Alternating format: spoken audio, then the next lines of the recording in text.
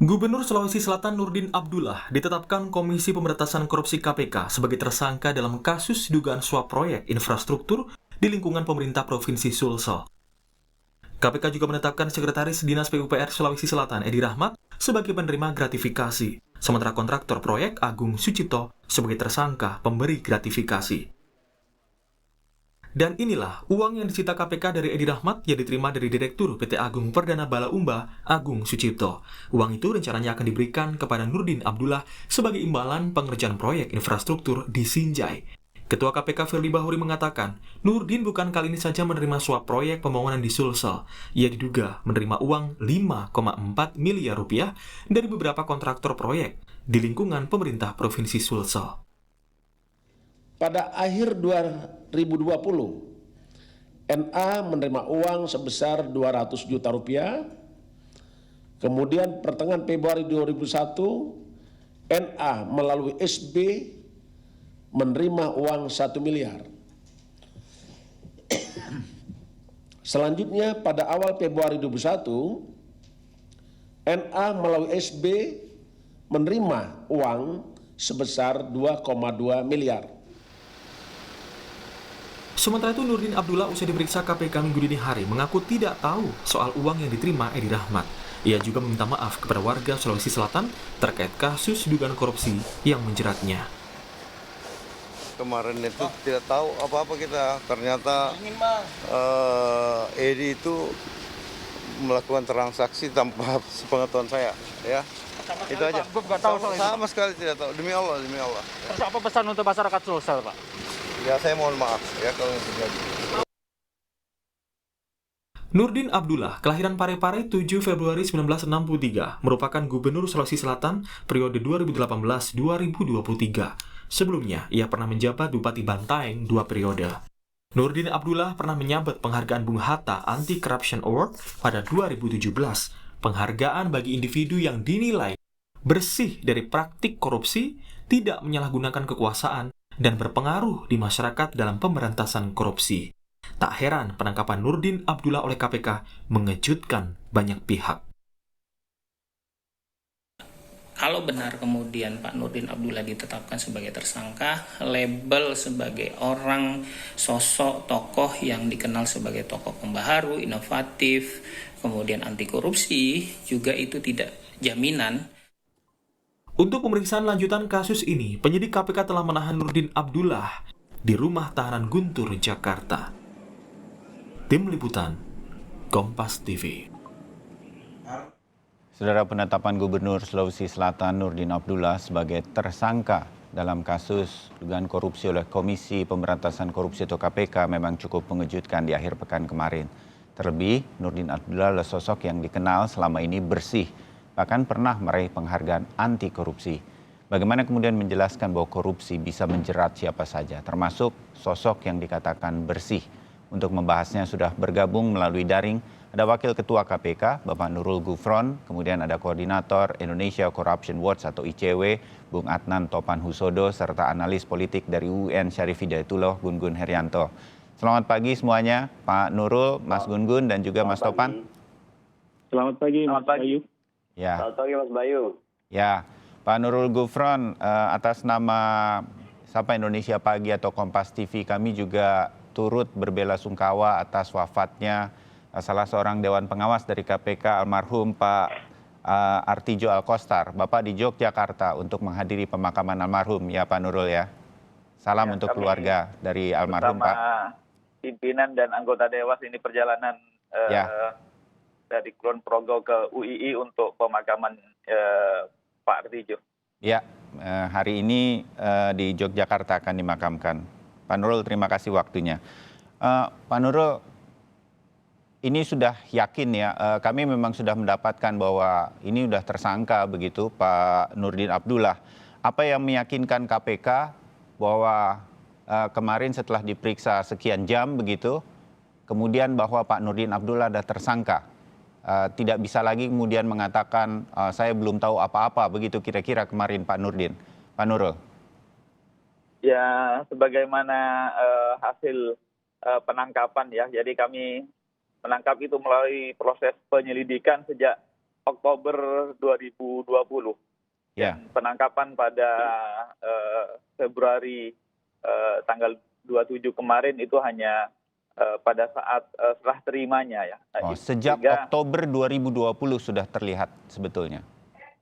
Ya, Oktober 2020 kami sudah melakukan penyelidikan sehingga beberapa rangkaian fakta itu terkumpul bukan hanya pada hari H pada saat penangkapan, sehingga apa yang disampaikan bahwa beliau tidak merasa menyampaikan tidak tahu apa-apa, ya nanti kita bisa buktikan di persidangan bahwa sesungguhnya itu semua dalam rangkaian yang beliau ketahui. Gitu.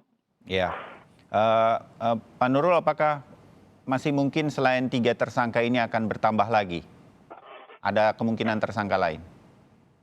Memungkinkan ya, karena memang pada hari H penangkapan itu kan yang ditangkap yang kami peroleh baru 2,5, padahal yang bersangkutan juga sudah menerangkan ada sekitar menerima dari bulan akhir 2020 sampai Februari itu ada sekitar 5,4, sehingga menunjukkan mungkin ada sumber-sumber lain yang menjadi sumber pendanaan yang diterima oleh saudara NA tersebut.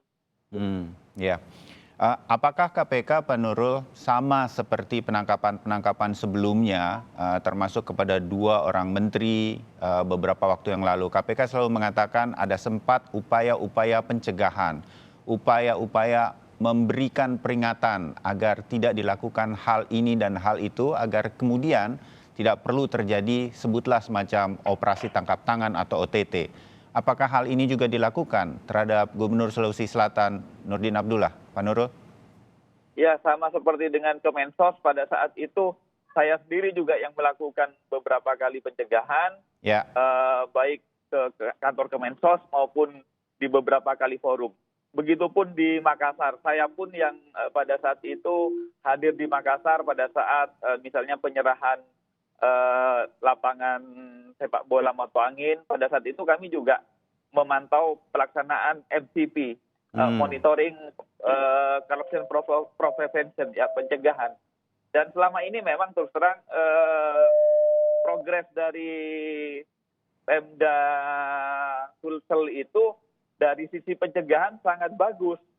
Jadi memang tidak terkesan dari sisi pencegahan bahwa akan terjadi sebagaimana kita ketahui bersama. Jadi beberapa kali misalnya identifikasi pajak, peningkatan pajak, lantas aset dan lain-lain itu memang Sulsel adalah provinsi yang selama ini bahkan bagi KPK itu termasuk provinsi yang menjadi rujukan pelaksanaan terbaik. Begitu. Itu harus kami akui bahwa pencegahannya bagus, tetapi ya kadang-kadang apa yang terjadi itu kan formilnya ya, formalitasnya bagus, pencegahannya bagus, tetapi kadang-kadang di balik kebagusan itu ada itikat baik yang disembunyikan. Gitu. Jadi hal-hal semacam ini yang kemudian diketahui oleh KPK. Saya pindah dulu ke Bang Adnan. Bang Adnan, ICW selama ini juga mengetahui sepak terjang dari seorang Nurdin Abdullah. Semua orang kaget karena beliau pernah menerima sebagai penghargaan sebagai tokoh anti korupsi dan lain-lain. Apa yang dikatakan oleh Pak Nurul ini mengejutkan kita semua. Sistemnya sudah diupayakan sedemikian rupa baik. Salah satu yang terbaik yang ada di pemerintahan provinsi di Indonesia. Di mana berarti? Bagaimana seseorang yang kita selalu mengatakan ini, koreksi saya Bang Topan dan juga nanti Pak Nurul dan juga Mas Gun-Gun. Ini semua kembali kepada seorang tokohnya, siapa pemimpinnya, bagaimana moralnya. Nah, bagaimana ini kemudian bisa terjadi menurut Anda, menurut ICW, Bang Topan? Ya, Mas Bayu, saya kira semua faktor berkelindan ya. Kita tidak bisa membidik satu hal saja sebagai satu-satunya penyebab dari masalah korupsi yang terjadi dan melibatkan para pejabat politik terutama. Ya. Nah, kalau tadi Pak Nurul menjelaskan beberapa perubahan pada aspek reformasi di sektor layanan publiknya, saya kira itu satu hal. Akan tetapi isu perbaikan layanan publik memang akan berbeda dengan bagaimana fungsi pengawasan and check and balances dalam politik itu juga harus dibangun. Nah, ini dua hal yang saya kira kamarnya berbeda. Ada banyak tokoh-tokoh politik ya yang sebenarnya ketika gebrakan-gebrakan di dalam sektor pelayanan publiknya dilakukan, mereka mendapatkan insentif politik yang tinggi, terutama karena misalnya keterkenalannya jauh lebih besar. Kami sendiri menyadari itu juga gitu ya. Ketika ada para pejabat di daerah yang punya inovasi, punya kreativitas dan berbeda dari yang lain. Ini kan masalahnya langka, Mas Bayu ya. Kebijakan-kebijakan yang dilakukan oleh Nurdin Abdullah terutama saat di Bantaeng ya, itu kan memang mengejutkan banyak orang sehingga ketika menjadi bupati 2 periode waktu itu kan. Sehingga Pak Nurdin Abdullah kan sering disebut sebagai the rising star dari timur ya. Sosok yang mungkin nanti akan juga bisa masuk ke kancah politik nasional. Akan tetapi kalau dirujuk kepada apa yang dijelaskan KPK dalam press release pasca OTT itu ya jelas bahwa ada hal-hal yang memang masyarakat sendiri tidak mengetahuinya dan itu memang adalah wilayah yang harus masuk ke dalam tatanan check and balances gitu ya. Sesuatu yang kita sampai hari ini punya problem serius di situ. Bagaimana hubungan politik dan para pebisnis itu dibuat secara lebih terbuka, ya, akuntabel, ya, sehingga pengambilan keputusannya juga benar-benar diketahui oleh masyarakat luas. Saya sendiri juga awal-awal ketika ada rame-rame hak angket ya di Pemprov Sulawesi Selatan, itu juga sudah mulai bertanya-tanya, ini ada apa gitu, kok tiba-tiba muncul ya situasi di mana orang yang dianggap baik kok kemudian diangketkan gitu. Apakah memang ini bicara soal membangun katakanlah kestabilan politik gitu ya, karena bagaimanapun distribusi resources di dalam konteks setelah kepala daerah baru terpilih itu juga biasanya sering terjadi gitu ya. Nah ini yang saya kira membuat mungkin ya dalam situasi seperti itu ya pressure-nya menjadi lebih besar daripada di Bantaeng. Kalau Bantaeng kan itu adalah wilayah kecil yang kontrol kepala daerahnya mungkin jauh lebih besar. Tapi begitu masuk level provinsi, level nasional, saya kira pressure-nya dan aktornya sudah berbeda lagi. Saya kira itu yang juga membuat beberapa perubahan yang mungkin terjadi dalam waktu yang cepat itu, Mas Bayu. Ya, oke. Mas Gun-Gun, Anda punya analisa yang berbeda mungkin atau yang perlu kita ketahui juga berkaitan dengan hal ini? Iya Mas Bayu, selamat pagi. Ya saya pikir problem yang melibatkan Pak NA sekarang ini menunjukkan semacam wajah Janus kekuasaan ya. Di satu sisi memang wajahnya menunjukkan optimisme, harapan begitu ya.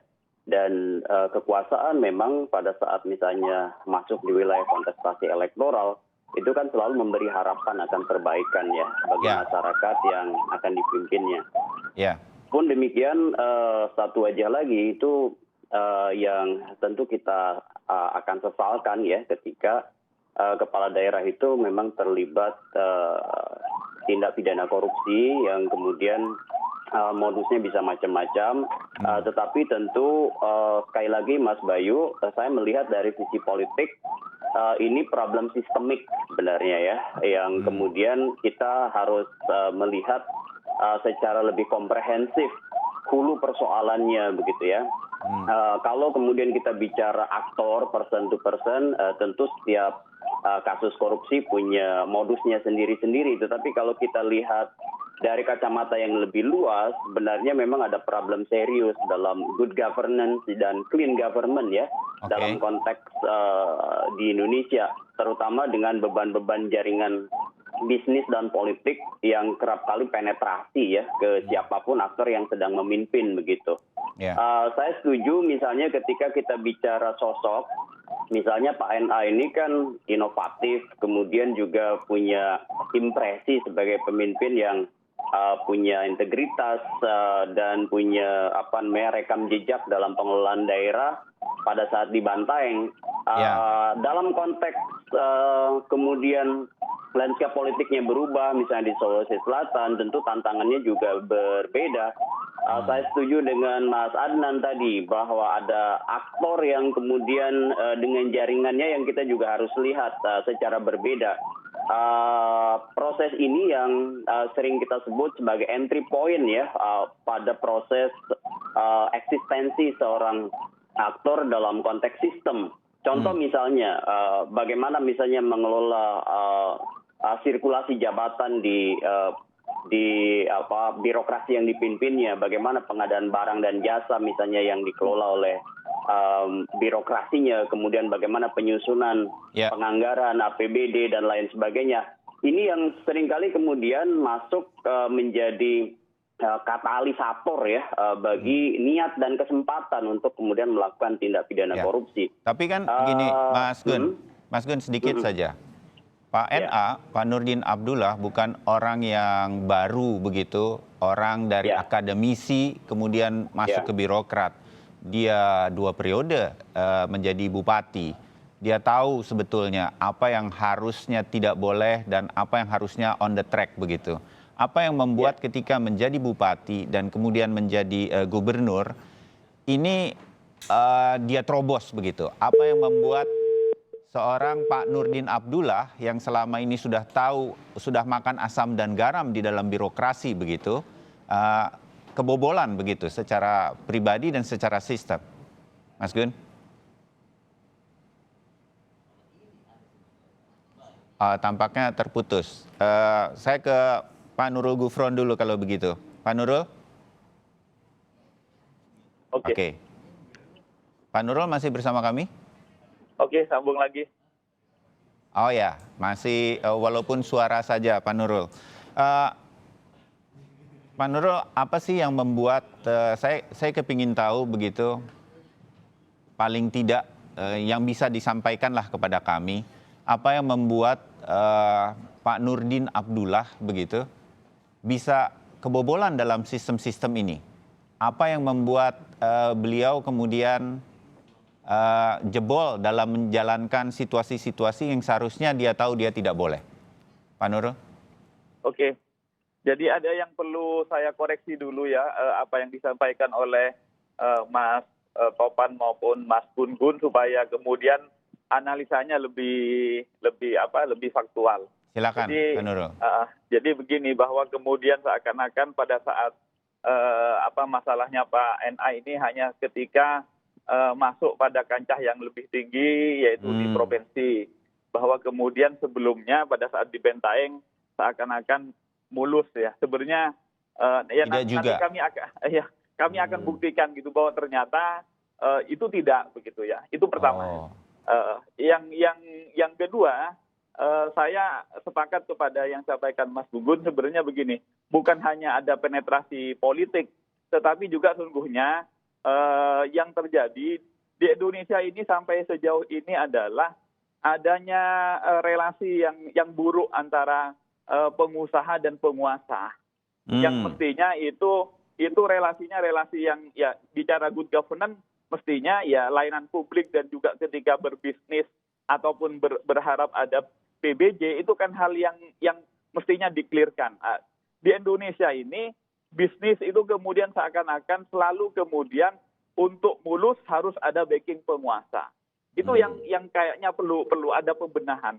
Makanya KPK kami ke depan ini selain penetrasinya kepada good governance pada tata pemerintahan, kami juga sekarang mendesak untuk masuk kepada dunia bisnis.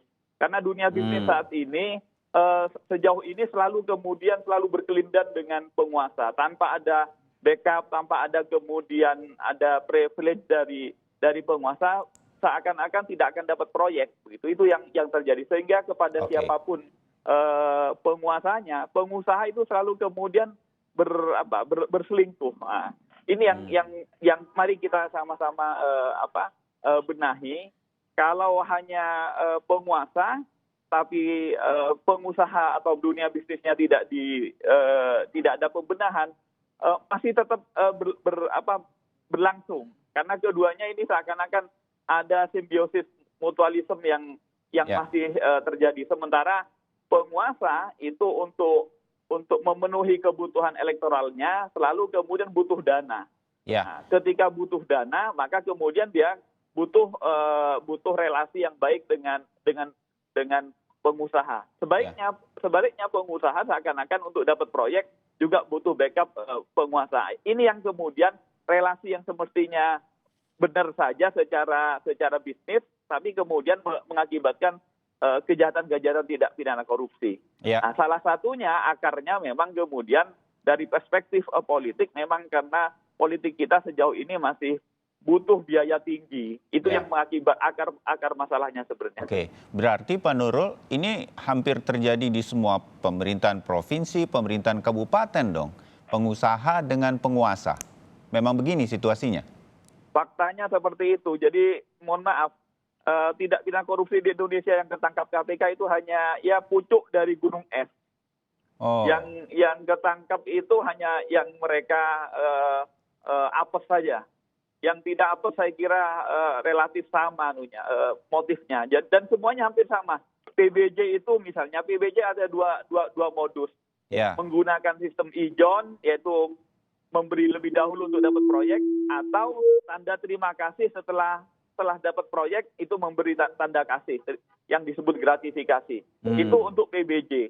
Untuk yang SDA juga begitu, perizinan juga begitu. Dan itu semua merata gitu. Ini yang mari kita sadari bahwa ini bukan penyakit personal ini, tetapi ini sistemik gitu. Itu yang mari kita harus menjadi keprihatinan kita semua. Ya, artinya siapapun dia pernah menjadi tokoh anti korupsi atau tidak bagi KPK, ini semua situasinya cuma tinggal menunggu waktu saja.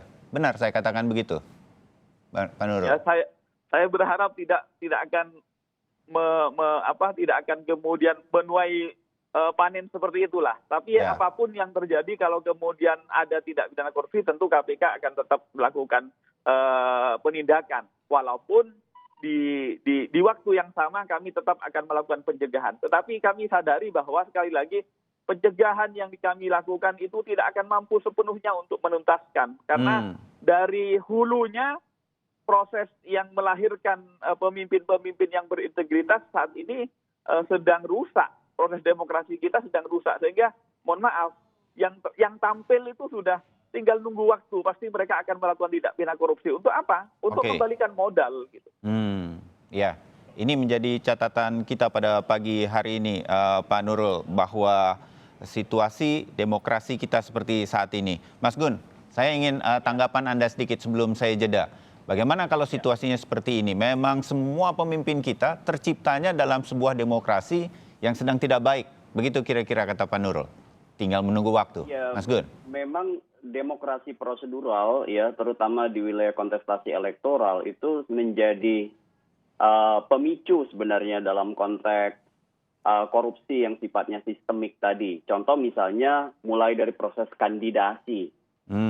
Kemudian politik ijon, ya, yang tadi sudah disebut juga. Bagaimana misalnya pembiayaan politik oleh investor yang kemudian nanti akan menagih janji politik si kandidat itu pada saat sudah memenangi kontestasi. High cost politik itu yang kemudian menjadi catatan kita, Mas Bayu.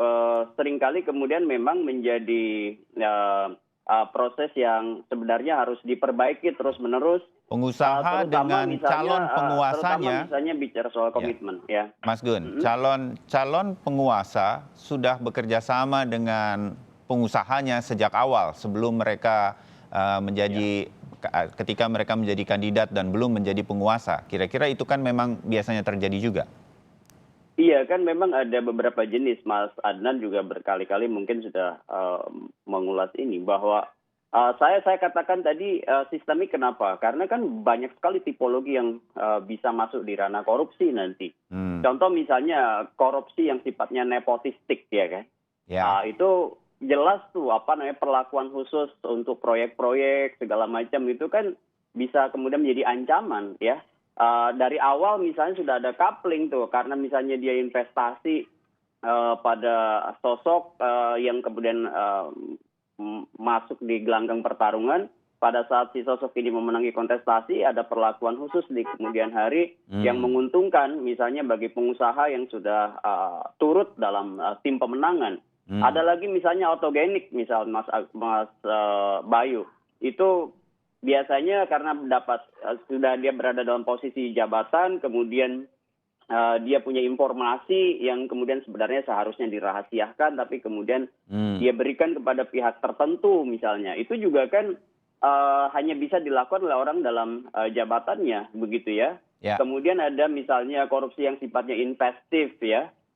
Ini kan menurut saya Mas Bayu, proses memberi keuntungan itu bisa macam-macam intinya. Tetapi kalau kita lihat persoalan hulunya sebenarnya, ragam tipologi korupsi itu dimulai sebenarnya dari proses yang sejak awal misalnya didesain dengan sadar.